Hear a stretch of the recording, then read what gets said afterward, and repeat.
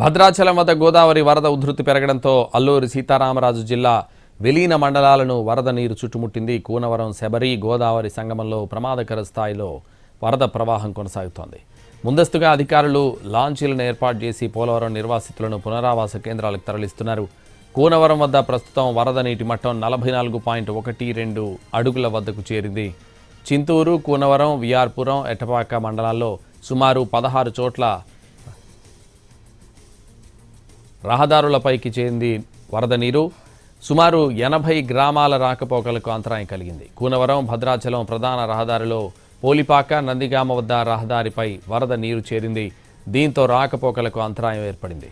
చింతూరు వద్ద శబరి నీటి మట్టం 35 అడుగులు దాటింది. విఆర్పురం మండలం వడ్డిగూడెం గ్రామం జల దిగ్బంధంలో చిక్కుకుంది. జాతీయ రహదారి 326పై వరద నీరు చేరడంతో ఆంధ్ర, ఒడిశా రాష్ట్రాల మధ్య రాకపోకలు బంద్ అయ్యాయి.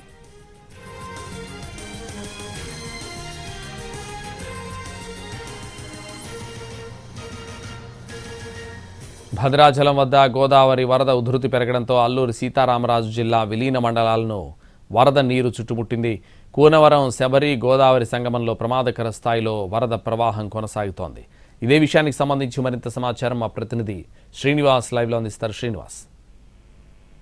సంతోష్, అల్లూరి సీతారామరాజు జిల్లాలోని విలీన మండలాల్లోని గోదావరి వరద నీటి మట్టం క్రమేపీ పెరగడంతో ఓ పక్కన శబరి నది, మరో పక్కన గోదావరి నది రెండు కూడా పొంగి పొరలడంతో అక్కడ విలీన మండలాలన్నింటినీ కూడా గోదావరి ప్రమాదకర స్థాయిలో అక్కడ ప్రవహించడం జరుగుతున్నది. అది ఇక్కడ చూసినట్లయితే పోనవరం దగ్గర శబరి, గోదావరి సంగమం దగ్గర ప్రమాదకర స్థాయిలోని ఈ గోదావరి వరద ప్రవహించడం జరుగుతున్నది. దీంతో అక్కడ అధికారులు అయితే అప్రమత్తం కావడం జరిగింది. ప్రస్తుతం అక్కడ 44.12 అడుగుల వద్ద గోదావరి వరద నీటి మట్టం అయితే కొనసాగడం జరుగుతున్నది. అలాగే అక్కడ 4 మండలాలకు సంబంధించి అంటే కోనవరం, చింతూరు, విఆర్పురం, ఎట్టపాక సంబంధించి 4 మండలాల్లోని కూడా 16 చోట్ల రహదారులకైతే రాకపోకలన్నింటిలోకి కూడా రహదారులపైకి వరద నీరు చేరుకోవడంతో ప్రజలు తీవ్ర ఇబ్బందులు పడటం జరుగుతున్నది. రాకపోకలన్నీ కూడా నిలిచిపోవడం జరిగింది. దీంతో పడవల సాయంతో వాళ్ళందరూ కూడా సుమారు 80 గ్రామాల ప్రజలకి ఈ రాకపోకలకు అంతరాయం కలగడం జరిగింది. దీంతో